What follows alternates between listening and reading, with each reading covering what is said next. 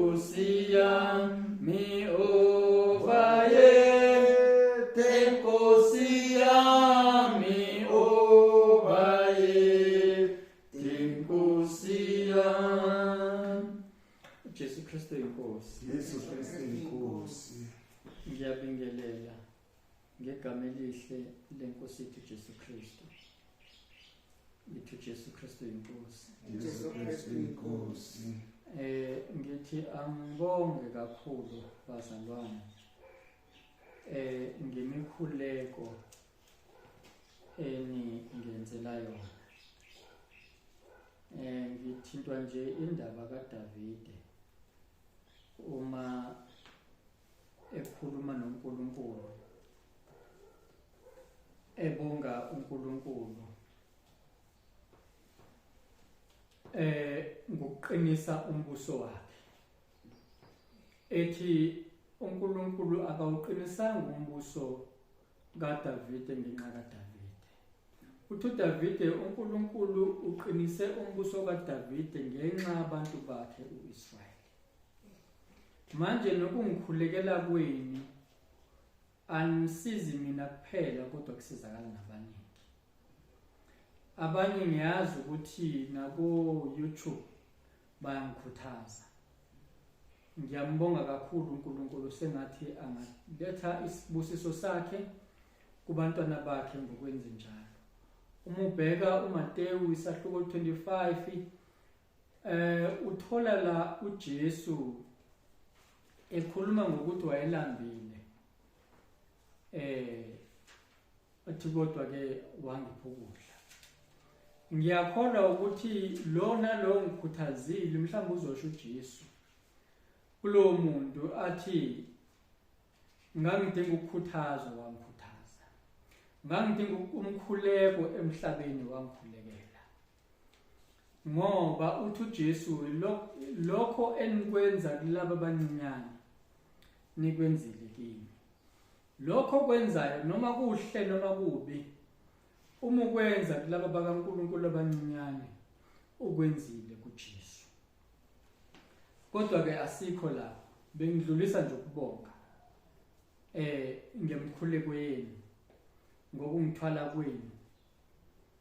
Lokho kuyabongeka eNkosini. Ngicela ke sibheke izwi nje lokwandulela indaba yethu. Ngifisa ukuthi namhlanje sikhulume ngomthetho, ngoba umthetho kubukeka sengazi ukuthi udida abantu abaningi. Ke sizwe ukuthi izwi likaNkulunkulu lithini ngomthetho, nokuthi umuntu umsiza kanjani umthetho, nokuthi kahle kahle kungabe umthetho uyamsiza yini umuntu noma cha.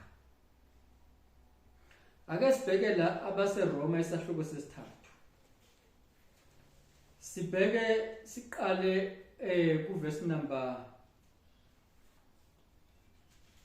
20.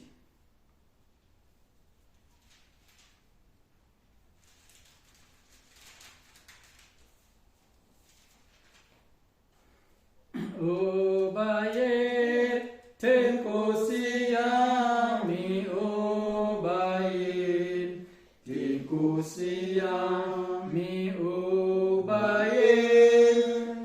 Nkosi yami obayethe, Nkosi yami. Mhlawumbe singakafundi, ngicela siguqe, sivala amehlo, sikhuleke. Baba othulumileyo, Nkosi yethu Jesu Kristu nalizwi lakho, siyacela Msindisi wethu uNkulunkulu ophilayo ukuthi ukhulume nayo, usizane nayo, usizwise khona bakho nayo. Lingene ngaphakathi kwethu Nkosi, ngoba ungena kwalo kungukungena kwakho, ngoba wena Nkosi ngolizwi. Uthena ke Nkosi likhali ngenkembe sikanjalo ukuthi zombili. Nkosi malihlabe olalele lihlabe ngelithi. ngoba Nkosi ngifisa ukuthi kungakhulumi mina kodwa kukhulume wena. Ukhulume Nkosi yenziwe intando yakhe emhlabeni.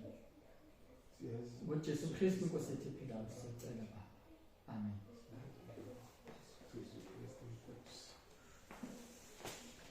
uJesu Kristu inkosi. Yesu Kristu inkosi.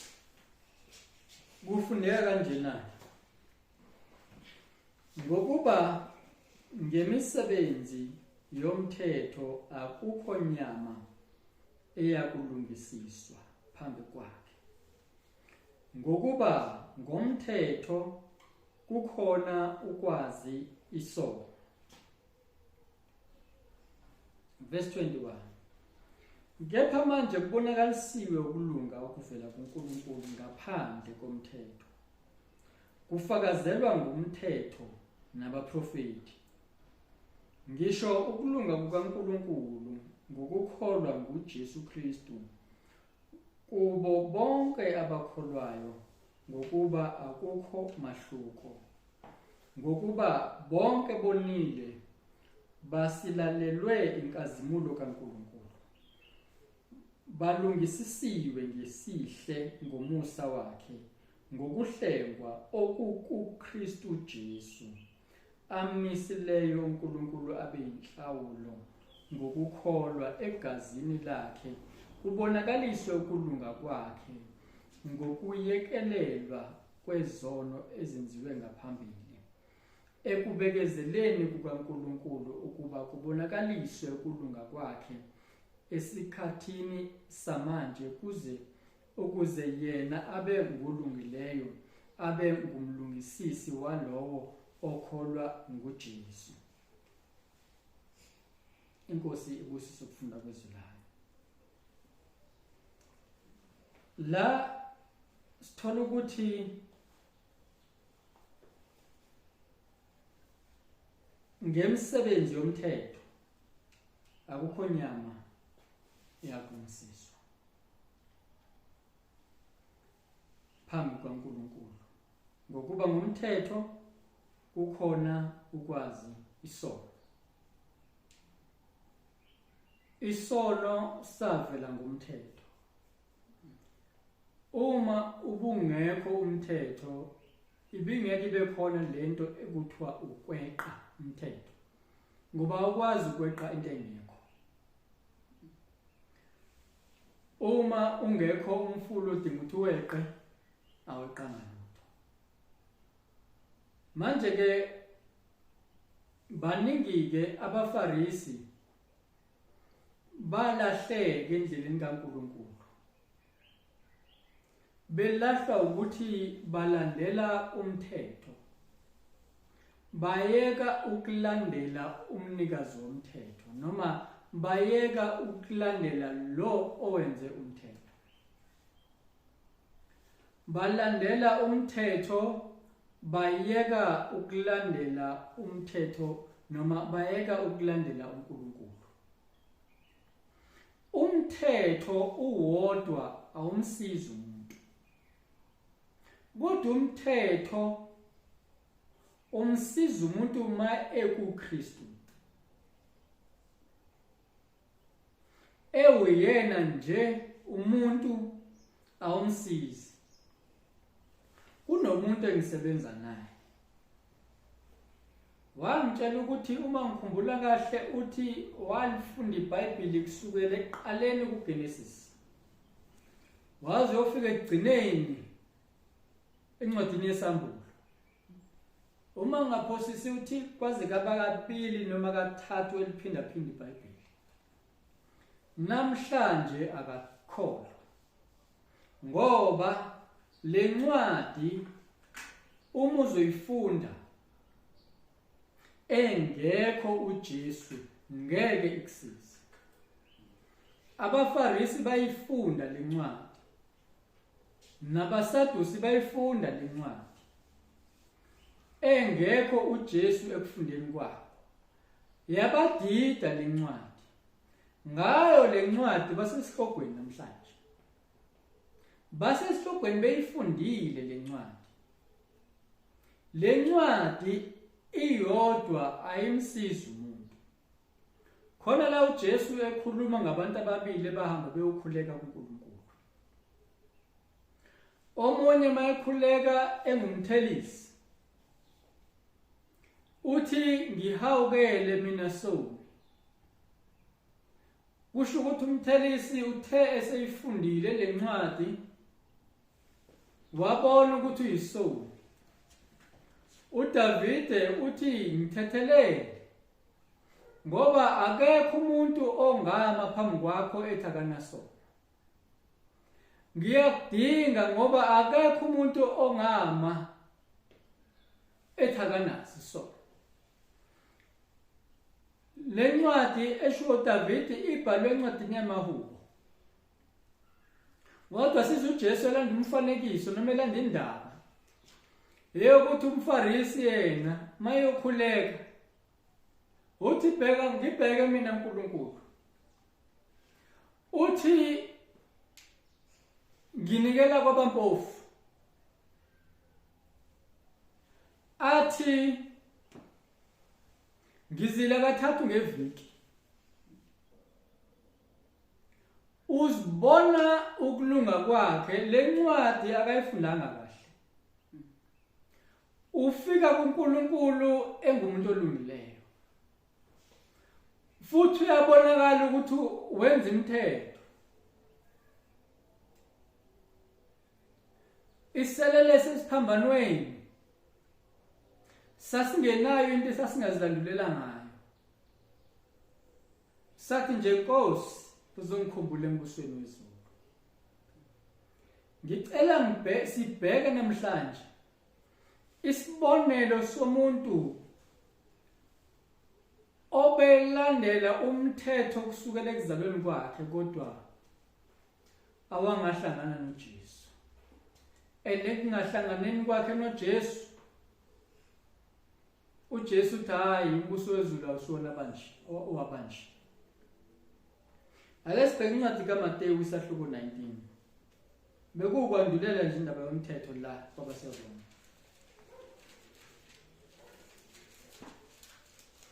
Siqale lapha kuverse number 16. Isihloko sakhona kuthiwa insizwa enothileyo. Mateyu isahluko 19 verse 16.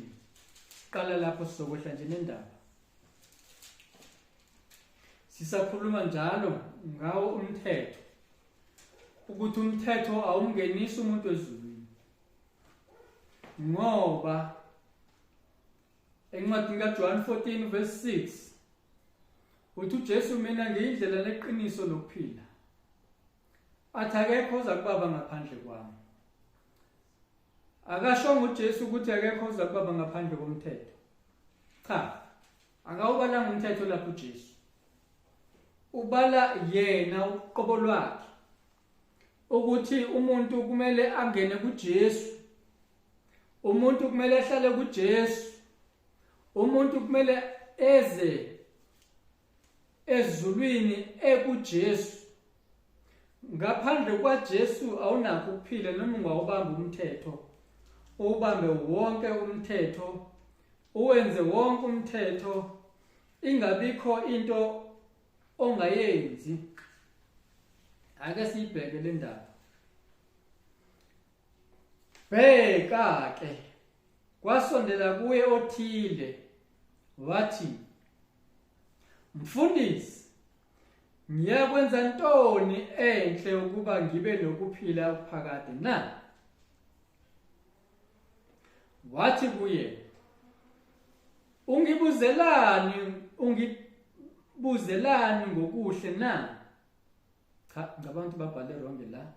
Ngabantu kufanele bathi ungibizelani ngokuhle na? Munye ongomuhle. Kepha uma uthanda ukungena ekuphileni, gcina imiyalelo. Okay, uJesu la uqala ngokuthi number 1, gcina imiyalelo. Verse 18. Wathi kuye, miphi na? uJesu wathi, yile. Ungabulali. Ungaphindi. Ungebi. ungafakazi amanga, yazisa uyihlo nonyoko, wothanda umakhelwane wakho njengalokhu uzithanda wena. Insizwa yathi kuye, konke lokho ngikugcinile, ngisasilalelweni na?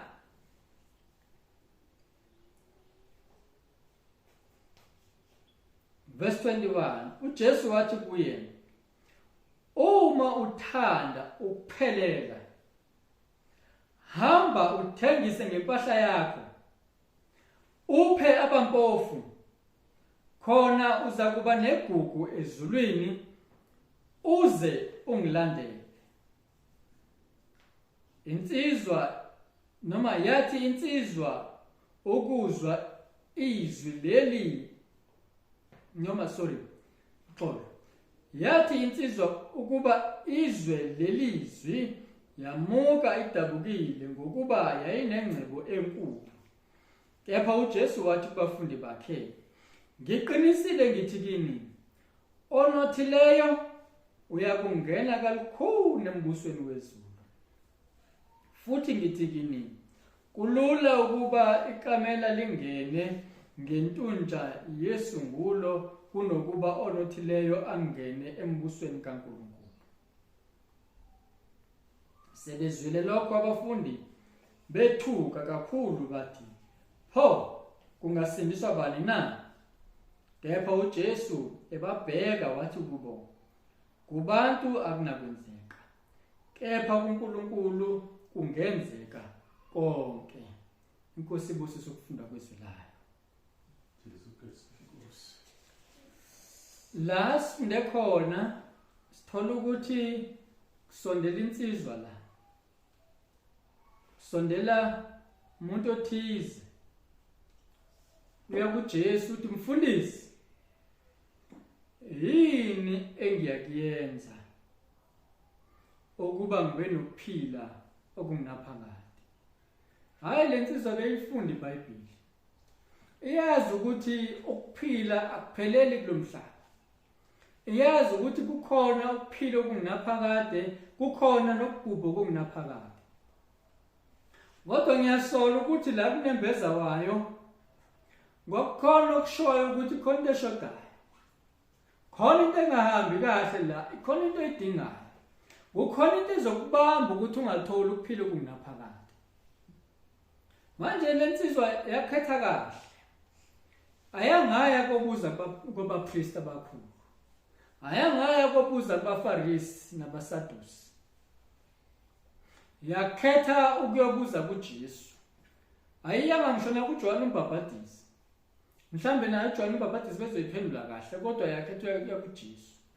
Ukhethe kahle le nsizwa, yazi lo mbuzo ihambe yawubuza kumuntu oright. Elithi izwi likaNkulunkulu kumaHubo 1 verse 1, ubusisiwe umuntu ongahambi ngeziluleko zababi. Le nsizwa yazofuna isiluleko kolungileyo kodalile izulu nomhlaba. Kodwa ke sibukeke ukuthi le nsizwa igcine ihambe ngazo lezi ziluleko zolungileyo, noma ihambe ngesiluleko sayo senhliziyo yayo, noma isiluleko sikaSathane. Ngoba phela uSathane uyakhuluma kumuntu, uSathane uyamluleka umuntu. Babusisiwe bangahambi ngeziluleko zababi. uJesu yamphendula la kuverse 17 uthi, ubuzelani ngokuhle na? Ungibuzelani ngokuhle, munye omuhle, noma yes, munye ongomuhle. Kepha uma uthanda ukungena ekuphileni, gcina umyalelo. Uyabuza insizwa, yiphi leyo myalelo efanele ngiyigcine? Ngoba ngiyizwela ukuthi khona lento lena ezongibamba ukuthi ngingangena ekuphileni okungaphakade. Yebo ngiyigcinile yonke imyalelo, kodwa manje kunalento lena engiyizwela la ngaphakathi kimi ukuthi iyashoda. Angazi noma unawo yini lonto ethi mangabe uzibuza ukuthi Nkosi, uma ngidlula kulomhlaba, umphefumulo wami uzoshona phi na? Angazi noma uyazibuza yini lo mbuzo le nsizwa uyazibuza wona. ukuthi nginakho yini ukuphila okungaphakathi. Yini engangibamba ukuba ngingangene ekuphileni okungaphakathi. Lensizwa yayihlola lensizwa. Futhi yazihlola kahle, yazihlola kuJesu. Hayi isihlolanga komunye umuntu. Ngoba uJesu ngulizwi. Futhi wayezwini lensizwa. Yalibheka izwi. Yaliphenyisa isizwe ukuthi kuyikho yini lokho engihamba ngakho. Yayithanda lensizwa ukuthi iye kuJesu. Le phathi yokuya kuJesu yobuza kuJesu ngiyayithanda. uJesu usaphendula ke lana ukuthi ke mayibuza imiphi yomthetho. Ngoba kusho lensizwa yabona ukuthi hayibo ngigcine umthetho kodwa nembeza wami uyangilahla. Kanti uphi lo mthetho okufanele ngigcine ozongifaka ezulwini? Uthi uJesu ungabulali, ungaphingi, ungephi, ungafakazi amanga. Uthi futhi yazisa uyihlo nenyoko. Uthanda umakhelwane wakho njengoba uzithanda wena. Lensizwa uyise ibimazisa. Lensizwa ubaba wayo ibimazisa. Lensizwa ibibathanda umakhelwane bayo. Kodwa anginaso isiqiniseko sokuba njengalokhu izithanda yona na. Anginaso ke kuleyo phathi isiqiniseko kodwa ngiyakholwa ukuthi bebathanda. Ngoba iyaphendula lapha kuverse 20 kuverse number 20 ithi konke lokho ngigcinile ngisasalelelweni na. Uthi yabona lokho sokushilo lemthetho le yonke seyishilo. Ngigcinile kodwa khona lo engizwelayo kuwona ukuthi hayibo ngeke ngene ezulwini uma ngawubambanga lo mthetho. Angikwazi ukungena ezulwini. Ngivinjwe lo mthetho, inkinga yami ukuthi angiwazi lo mthetho ukuthi yuphi. Mntwana kaNkulunkulu hamba uyozilahla kuJesu uma ngabe uzwela ukuthi awuye ezulwini uma ngabe uJesu ezolanda ibandla lakhe. Hamba uyobuza kuJesu, ungabuzi kumuntu, uyobuza kuJesu uqobo lwakhe.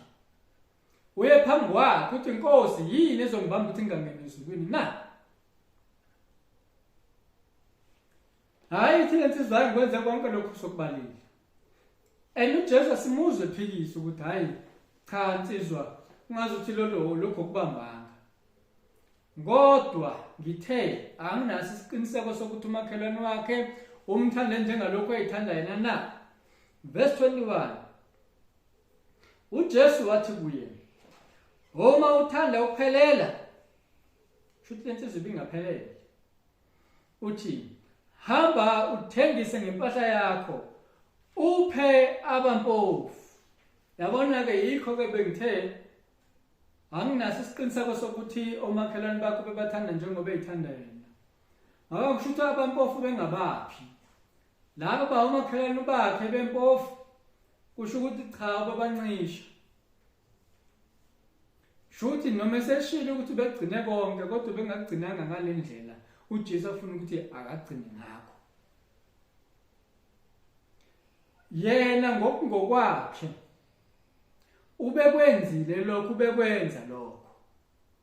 Kodwa bekubiza ukuthi akeze kuJesu ukuze abone ukuthi nalokho bengithi ngiyakwenza bengakwenzi kahle. Yikho uJesu ethi yena uyindlela. Yikho izwi lilodwa engekho uJesu ngeke lisize. Lensizwa yalifunda izwi. Kodwa lencanzelo yokuthi ayihambe yobapha abampofu yakuthola ngoba isifika kuJesu. Lo mthetho beyitshela yona ukuthi ugcinile.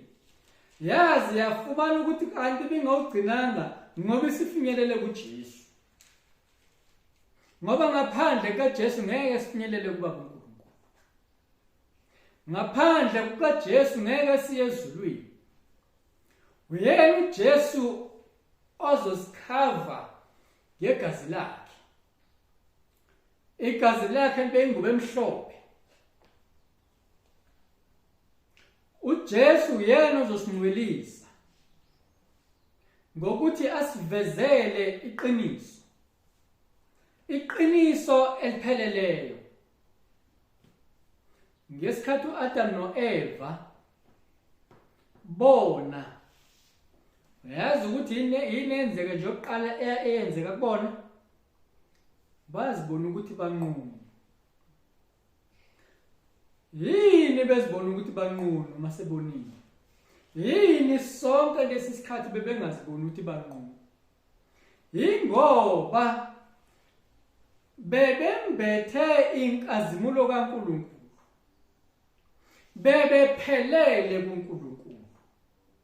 Le nkazimulo ibibakhave yonke indawo. uAdam ayibona uEva, uEva bekhaviwe. uEva mayibona uAdam bekhaviwe.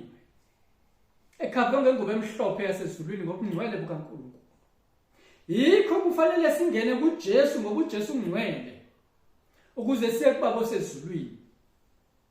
Sembathe inkazimulo kaJesu ngoba ngaphandle kukaJesu asinayo le nkazimulo ezosifaka ezulwini. Ngoba sidinga ukukhavwa ngale ngubo emhlophe ngenkazimulo kaJesu. Le nsizwa yayizibona ukuthi kukhona ubunqunu obukhona. Hayi bona ngubo akayigqokile ngokuphelele. Yasuka ingubo kuAdam noEva masebonile. Basala benqunu. Wathi uEva ngathi uyabona uAdam, hawu. Kwenze njani lo muntu ongagqoki? Nomunye wathi, hawu, akagqokile. Kanti kusuke ingubo obungcwele. Kusuke ubungcwele. Bususwa yisono. Manje ilento belenza lensizwa. Lensizwa kusho ukuthi yakuJesu nje yazibona ukuthi inqunu. Yazibona ukuthi igqokile ayinayo inkazimulo kaJesu uzomfaka ezulwini. Ngoba akekho uzofika kubaba ngaphandle kaJesu. Ngaphandle kwale nkazimulo elethwa ukukhona kukaJesu angeke angene ezulwini. Hayi, verse 21. Kuthiwa uphe abampofu.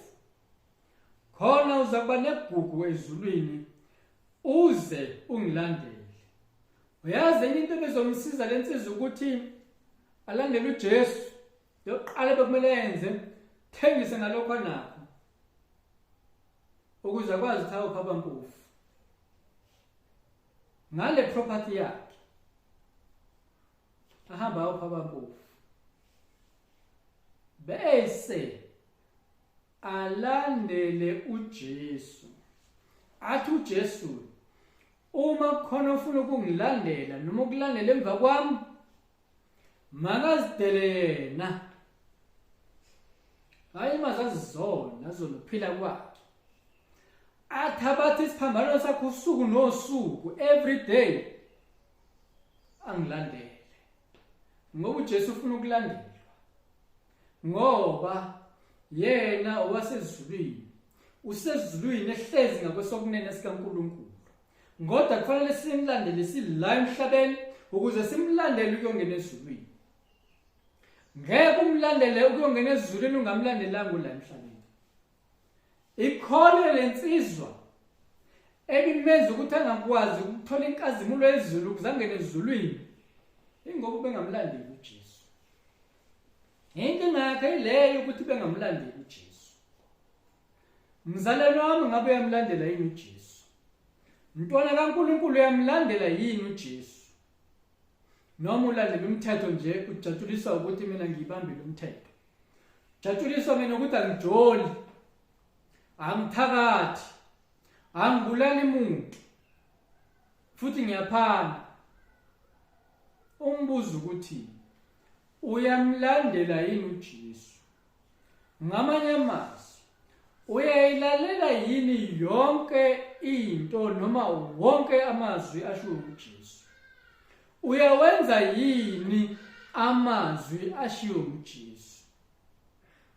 Ngoba uJesu lapha kusahluko 15 Samuel wesibili, uSamuel oqala, ngithi 15 noma 16 uma ngaphosisi. Uthi uNkulunkulu uyenamela nokwenamela yini umhlatshelo. Athi isono sokungalaleli siyefana nesono sokugula. Awujolanga, awujoli, awufebi, awuphangi umuntu, awebi, kodwa umbuzo ukuthi uyamlalela yini, uyayilalela yini iNkosi uJesu. Ukuyilalela iNkosi uJesu phela yikho lokho okumlandela, ngoba uma ungamlaleli awumlandeli, ngoba uthi ezakhe izimvu ziyalizwa iphimbo lakhe.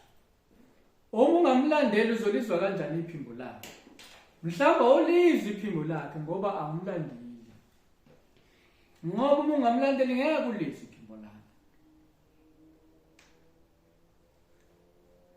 Kuthiwa-ke yathi insizwa ukuba izwe lelizwi, verse 22 lowo, yamuka idabukile ngokuba yayinengcebo enkulu. Uyazi ukuthi kunalezi zinto eziyisithixo la kuwena. Le moto yakho, indlela esiyisithixo ngayo usakwazi ukulandela iNkosi uJesu. Mhlawumbe ngalomuzi wakho awusakwazi ukulandela iNkosi uJesu. Uyayazi lento nayo obambelele kuyona kangaka igugu kangaka kuwena, othi usuyenze yonke imithetho nale mali naleli business lakho nalokho ukufunda kwakho esekukudalela ukuthi ungalifundi iBhayibheli, esekukudalela ukuthi ungakhuleki, esekukudalela ukuthi ungakwazi ngisho ukuzila ukudla. Kwesinye isikhathi usuyadoda ngisho enkonzweni ngoba wona nalesi sithixo sakho esenza ukuthi ungamlandeli uJesu. Siyakusinda lesi sithixo. uAdam noEva kwaba ukudla nje okwadala ukuthi bangakwazi ukumlandela uJesu. Yabona nje into yasusa le veil emhlophe kubona, basala benqunu, ukungalaleli, ukungenzi izwi likaNkulunkulu. Nanzo into ayidishoda kulinsizwa, ukungenzi okuyintando kaNkulunkulu, igcina nje ngokufunda imibhalo bese izenelise yona ukuthi iqedile mayifunda imibhalo. Cha, uqedanga ngokufunda imibhalo. Kulo mbhalo uNkulunkulu osowubhalile uthini kimi? Yiphi lento le eyisithiyo kimi ukuthi ngingakulandeli? Yiphi lento le engenza ukuthi ngingakwazi ukuphaba mpofu? Lento engibambile. Mhlawumbe unikele ngisho nasenkonzweni, kanti mhlawumbe lo mnikelo kuzosiza abampofu. Ngobani? Ngoba uyigcinile imithetho kodwa kakamlandeli uJesu. Usalandela imithetho. Kukodwa ukulandela umthetho, kukodwa ukulandela uJesu. iBhayibheli alisho ukuthi uNkulunkulu akanawo umthetho. Unawo umthetho, kodwa umthetho siwenza sikuJesu ngokomusa wakhe, ngoba asisindiswa ngumthetho. Umthetho zange usifele kodwa safa ngenxa yomthetho. Sisindiswa iNkosi uJesu. Yikho kumele siye eNkosini uJesu, bese iNkosi uJesu izosinikeza umthetho wayo. Hayi ukuthi sigijimise umthetho sishiye uJesu. Ngeke kusisize ukugijimisa umthetho sishiye uJesu. Sengiubambe ngaqeda umthetho ngina yena uJesu. Yilo mbiko namhlanje. Ubambe umthetho noma ubambe izwi leNkosi? Usemthethweni noma uJesu? Uphila ngomthetho noma uphila ngoJesu? Usindiswa ngomthetho noma usindiswa ngoJesu? Ubani kanti wakufelayo wena? Wafelwa ngumthetho noma wafelwa ngoJesu? Pho yini ungalandeli wakufelayo? Usulandelela impela umthetho. Akusona isono ukwenza umthetho uma uwenza ngokwentando kaNkulunkulu. Uthe uJesu angizange emhlabeni ukuzochitha imithetho nabaprofeti, uthena kodwa ngizogcwalisa. Nalo lelizwi namhlanje liyasitshela lokho ukuthi uJesu, iNkosi uJesu uzogcwalisa umthetho. Yikho inkosi uJesu ingashongo ukuthi wenze kabi impeleni ithena bamba lemthetho. Kodwa asahambi sisemthethweni, sihamba sikuJesu ngoba uJesu asifelayo.